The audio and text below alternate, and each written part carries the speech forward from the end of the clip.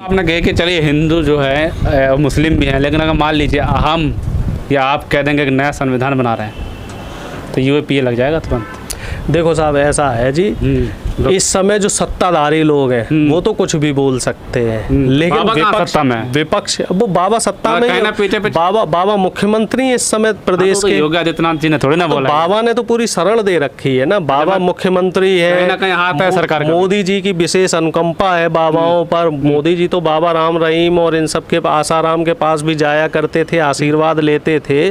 तो भारतीय जनता पार्टियों ने इन बाबाओं को शरण दे रखी है। हाँ, अगर यही बात हम लोग कहते तो अब तक हम लोगों पे देशद्रोह का केस चल रहा होता। एक तरफ ये बात करते हैं तिरंगा की, ठीक है, गौरव यात्रा की और अमृत महोत्सव की, और दूसरी तरफ इन्हीं के आरएसएस के जो बड़े बड़े नेता थे वो तिरंगे को स्वीकार नहीं कर रहे। कब किया? जब राहुल गांधी से लेके तमाम नेताओं ने फजीयत की, जो तमाम विपक्ष के बड़े बड़े नेता अखिलेश यादव, तेजस्वी यादव, राहुल गांधी, स्टालिन, तमाम नेताओं ने जब फजीयत करी झुका दिया, लेकिन तब जाके मोहन भागवत लगवा दिया। ताकतवर मोदी जी ने नहीं लगवाया, ये विपक्ष ने लगवाया, ये विपक्ष लगवाया। और तिरंगा स्वीकार भी कैसे किया? मोदी जी अच्छा काम करे तो विपक्ष ने कर दिया। नहीं, मोदी जी कौन सा काम अच्छा कर रहे हैं? मोदी जी तो इस बार पानी पी पी के गालियां दे रहे थे। जो मोदी जी का कल का वक्तव्य था, जो कल वक्तव्य दिया था मोदी जी ने, तो उस वक्तव्य में आधे समय तक वो कांग्रेस का जिक्र करते रहे। जो हैंडल था ऑफिशियल वेबसाइट, उससे नेहरू जी का इन्होंने पोस्टर गायब कर दिया, सावरकर का उन्होंने पोस्टर लगा दिया। अब ये बताइए कि 9 बार अंग्रेजों से लिखित माफ़ी मांगने वाला, आजीवन अंग्रेजों से पेंशन लेने वाला, हमेशा अंग्रेजों की मुखबिरी करने वाला, वो वीर कैसे हो गया? और नेहरू जी जो सबसे ज़्यादा जेल में रहे, वो 9 साल से ज़्यादा जेल में रहे और 2 बार कांग्रेस पार्टी को ब्रिटिश हुकूमत ने बैन किया था। ठीक है, आप ये बताइए आरएसएस का कोई योगदान हो देश को आज़ाद कराने में, सिवाय मुखबिरी के? भगत सिंह की मुखबिरी इन्होंने की, चंद्रशेखर आज़ाद की मुखबिरी इन्होंने की, और जितने स्वतंत्रता सेनानी है जो अंग्रेजों की गोली से शहीद हुए, सबकी मुखबिरी इन्होंने की। देशभक्त बताते हैं सावरकर, बनाने दो, बताने दो, देशभक्त थे ना, अंग्रेजों की मुखबिरी करने में देश को बनाने की जरूरत क्या पड़ रही? बार-बार कागज में इतिहास बदलने की कोशिश कर रहे हैं। बताइए, नेहरू जी को आपने वेबसाइट से हटा दिया, धीरे धीरे गांधी को हटा देंगे, धीरे धीरे सरदार पटेल को हटा देंगे, मौलाना अब्दुल कलाम, ये मौलाना आज़ाद को हटा देंगे, सुभाष चंद्र बोस को हटा देंगे, ये सबको हटा देंगे। रखेंगे किसको? सिर्फ आरएसएस के जो चड्डीधारी लोग हैं इनको रखेंगे। और जो हमारे युवा हैं वो भी अभी हकीकत नहीं जानते।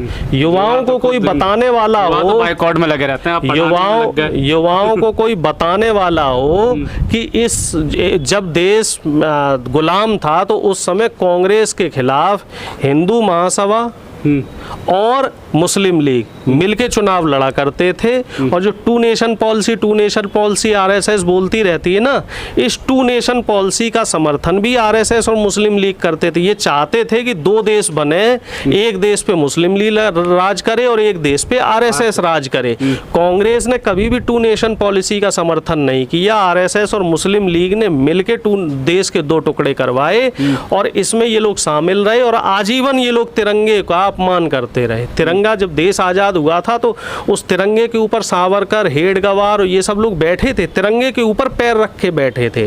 और ये आज तिरंगे के सम्मान की बात करते हैं। और जो आप बॉयकॉट वाली बात कर रहे हैं, आप साहब नई फिल्म आ रही है रणवीर कपूर की, अब उसके बॉयकॉट पे लग जाइए। ब्रह्मास्त्र आ रही है, उसके बॉयकॉट पे लग जाइए। पहले आपने लाल सिंह चड्ढा पे किया बॉयकॉट, उसको हिट करवा दिया, अब इसे हिट करवा देना। और कल आपने कल की बात करी तो चलिए मैं सवाल भूल गया था, एकदम से याद आ गया।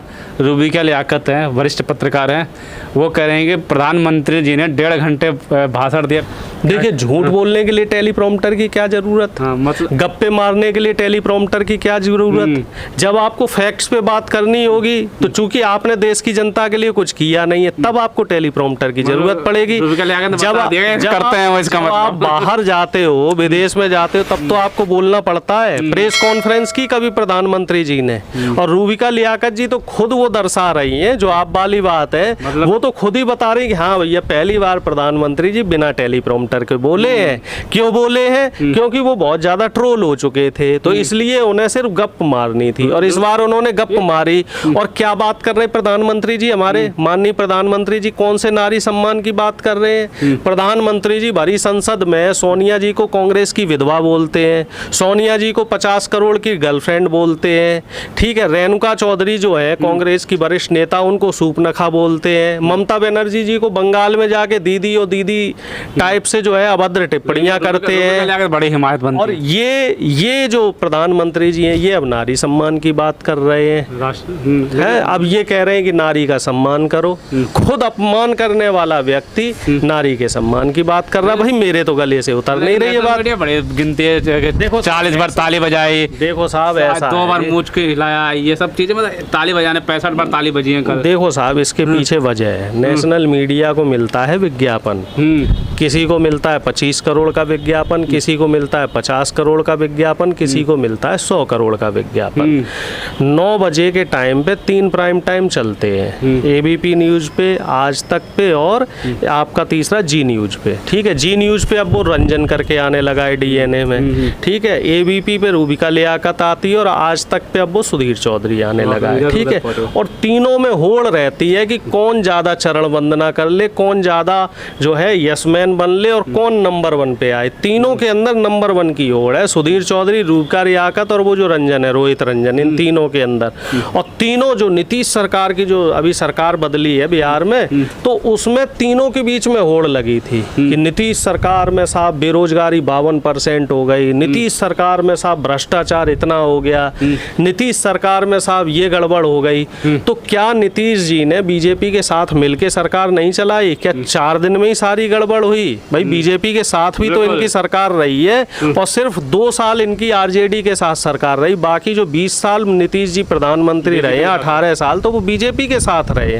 तो इन चीजों पे भी चर्चा होनी चाहिए, लेकिन इस पे चर्चा नहीं होगी, चर्चा होगी आधी अधूरी, और जनता उस चीज को बहुत अच्छे से समझ रही है। मेरा भी जब मनोरंजन का मन होता है तो मैं न्यूज चैनल मनोरंजन के लिए देखते हैं, बिल्कुल बिल्कुल, और जनता भी मनोरंजन के लिए देखते हैं। इतने श्रद्धा से करते, इतने अच्छे पत्रकार, श्रद्धा आप देख लो जी, अंजना ओम कश्यप की बिहार में क्या थू-थू हुई है, पूरी देश ने, पूरी जनता ने, पूरी दुनिया ने उनकी श्रद्धा देखी है। तो इनकी श्रद्धाओं पे मत जाइए, इनके भाव देखिए। महिला की बेइज्जती कर दी, करना क्या है? अंजना ओम कश्यप की बेइज्जती कर दी, यहाँ पे तो आपको बेइज्जती दिख रही है, लेकिन जब सोनिया जी के लिए आप अभद्र टिप्पणी करते हैं, ममता दीदी के लिए अभद्र टिप्पणी करते हैं, मायावती के लिए जब आपने जाति सूचक शब्द कहे, तब आपको अभद्रता नहीं दिखाई दी।